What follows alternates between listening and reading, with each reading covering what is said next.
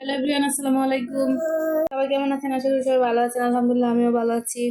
এই তো স্বপ্ন পূরণের এক ধাপ পা দিলাম।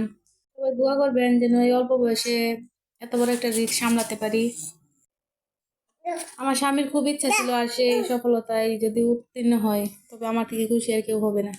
জমি কিনা একটা, ঢাকার মধ্যে জমি কিনা সত্যি, কিন্তু একটা কপালের ব্যাপার বা ভাগ্যের লিখন করতে হয়। এই তো সে জমির জন্য কিছু বায়না করে আবার বাজার টাজার নিয়ে এসেছিলাম, এগুলো গুছাচ্ছিলাম। অনেক কিছু বাজার করে এনেছে, কারণ ঘরে তেমন কিছুই নেই। কি কষ্ট ছাড়া কোনো কিছুই হয় না। একসময় ও প্রচুর খেটেছে, তার সফলতা এখন ও ধীরে ধীরে পাবে।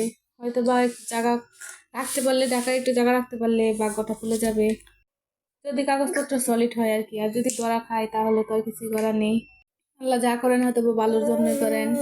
1 কেজি লতি এনেছি, এই লতি আমি এত রাত্রে কি করবো বুঝতে পারতেছিলাম না। রাত 10টায় এসেছি বাজার নিয়ে, তাই বসে বসে এই লতিগুলো আমি 11টা অব্দি কেটেছি। লতি সে পছন্দ করে যদি গলায় না ধরে। লতি ভীষণ পছন্দ করে, গলায় ধরলে সে আবার খাবে না। লতি আমার ভীষণ পছন্দ, শুটকি দিয়ে রান্না করলে। সাথে একটা প্যান্ট এনেছে, অনেক বকাবকির পরে একটা প্যান্ট এনেছে। ওর প্যান্ট নেই, যেগুলো আছে সবগুলো কাজ করার, কিন্তু ভালো কোনো প্যান্ট নেই। এদিকে আমার মেয়ে বিকালবেলা মুড়ি খাচ্ছিল, তাকে নিয়ে একটু ঘুরতে বের হয়েছিলাম। সে মুড়ি খাবে, জাল মুড়ি নিয়ে আসছি। কোথায় আমি জমিটা রাখলাম, কত কি, অন্য একটা ভিডিওতে অবশ্যই আপনাদের সাথে শেয়ার করবো। শুধু জমি কিনলেই তো হবে না, খেতেও তো হবে। চলুন একটু রান্না বান্না করি। আমি করলা ভাজি করবো, যার জন্য এখানে সবকিছু একসাথে দিয়েছি। আজকে ভিডিওটা এই পর্যন্ত। সবাই ভালো থাকবেন, আমার জন্য সবাই দোয়া করবেন। সালাম আলাইকুম।